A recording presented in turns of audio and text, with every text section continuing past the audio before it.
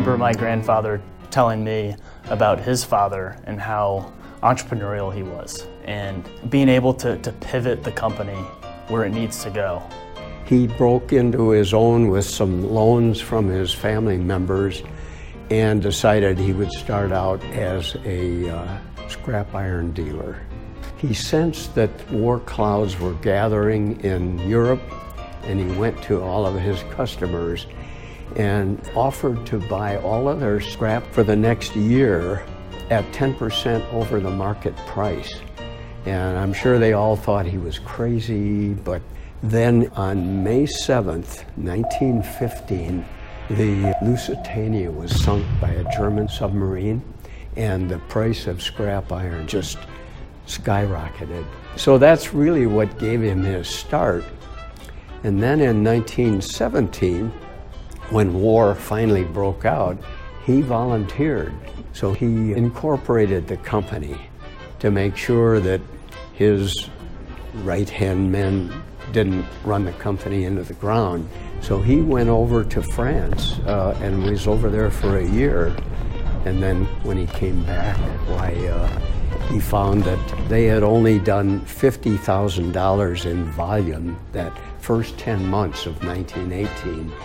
The board felt that this company wasn't worth saving, and they had prepared a resolution, and he denied the resolution when he got back. He felt he could do a lot better. One of the founding principles of this company is we don't have any specialists at all. We encourage people to try new things and challenge them. And one of the things I get the most satisfaction out of is watching somebody grab onto something and run with it. When there's a weak point and something needs to be done, someone is always going to step up, and that's the sign of a great company, and that's why we're always able to service our customers. We keep up with whatever's new, whatever technology is throwing at us, we figure out how to do it bigger, better, faster. At this time, they were scrapping out old locomotives, steam-driven locomotives. He was buying them and taking them apart and getting these steam pipes and wondering, what am I going to do with these things? Well, he decided that he could make steel clothesline poles and have his crews go out and set them in concrete in people's backyards. And then there were handrails that he could make steel handrails. And then, of course, fencing was coming into vogue at the time. One of his best customers was Wisconsin Electric Power Company, and they were building these electric substations. So he established a relationship, and he was getting these orders from Wisconsin Electric without competition.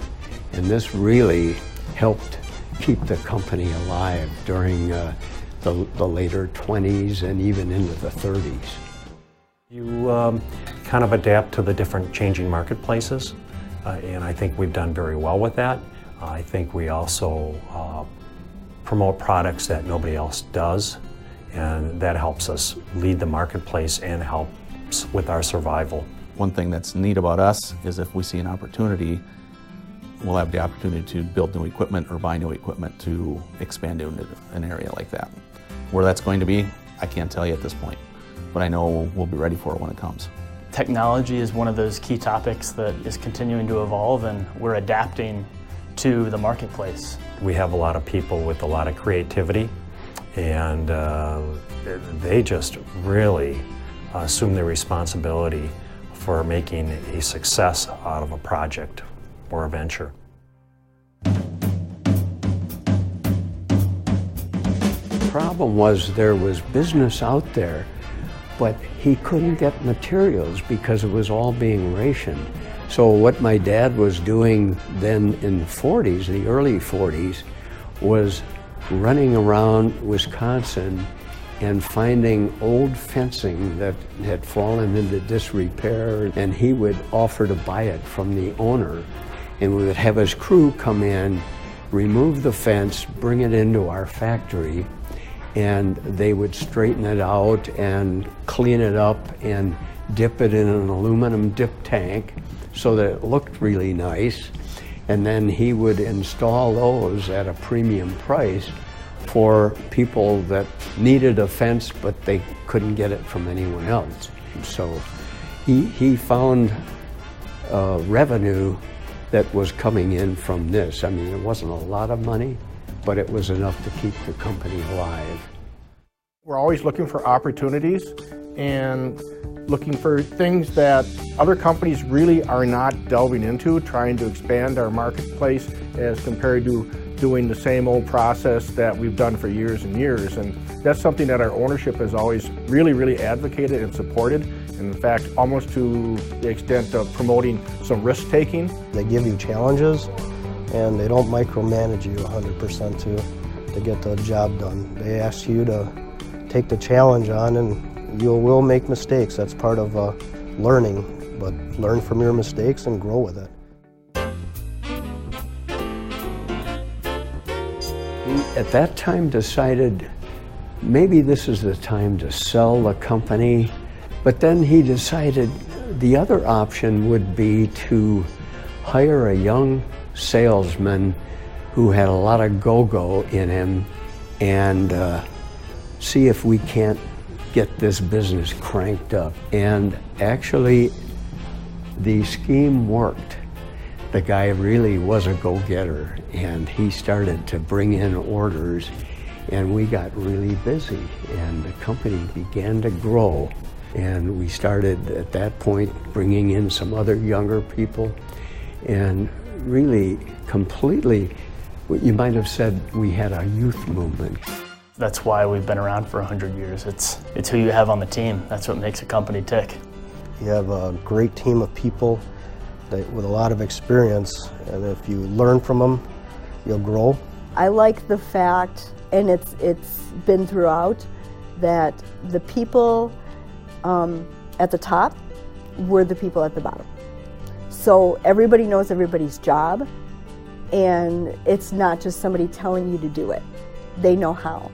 I started in our warehouse, and I worked in every department of this company except for the accounting department. That's why it's so interesting and easy for us as managers to mentor others coming along, and that really is the culture of this company, is to show somebody opportunity and challenge them, and then watch them run with it. I wanted to go back to graduate school and get my master's of business.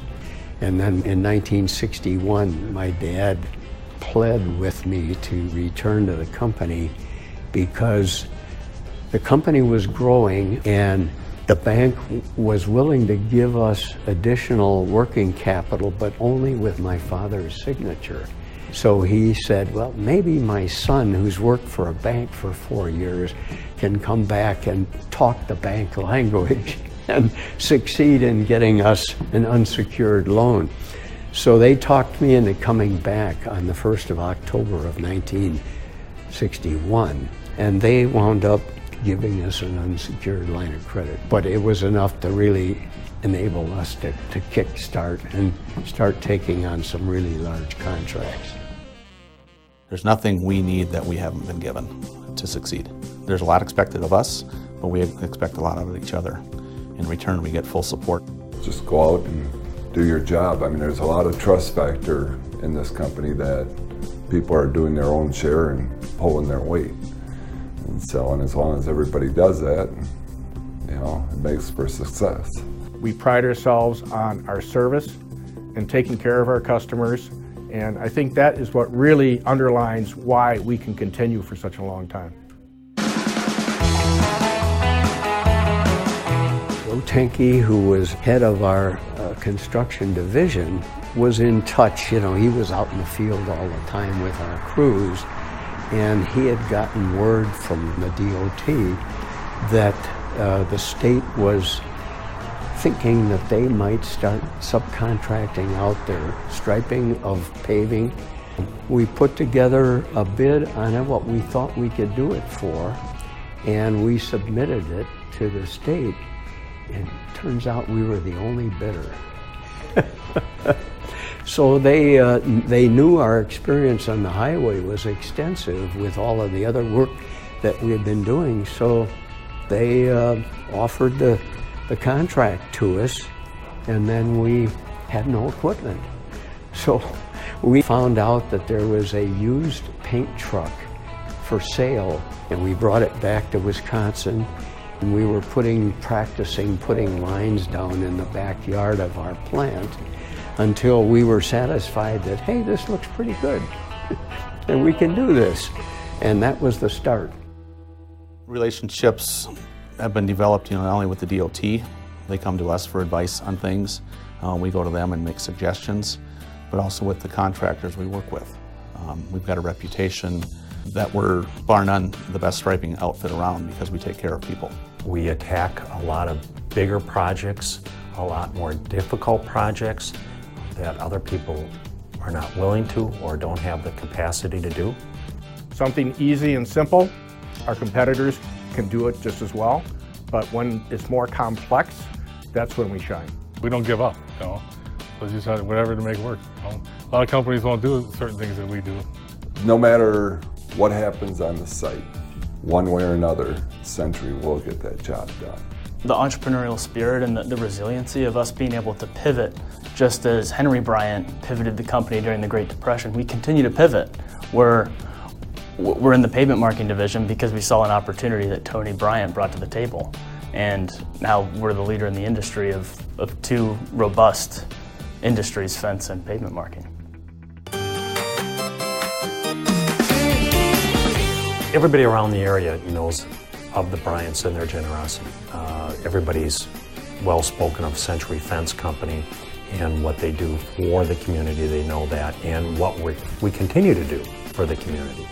I think it's kind of cool to get out and do stuff like that. I teach my kids the same thing. It's not all about you. It's absolutely imperative that we give back to the community. That's what makes this possible for us to be here.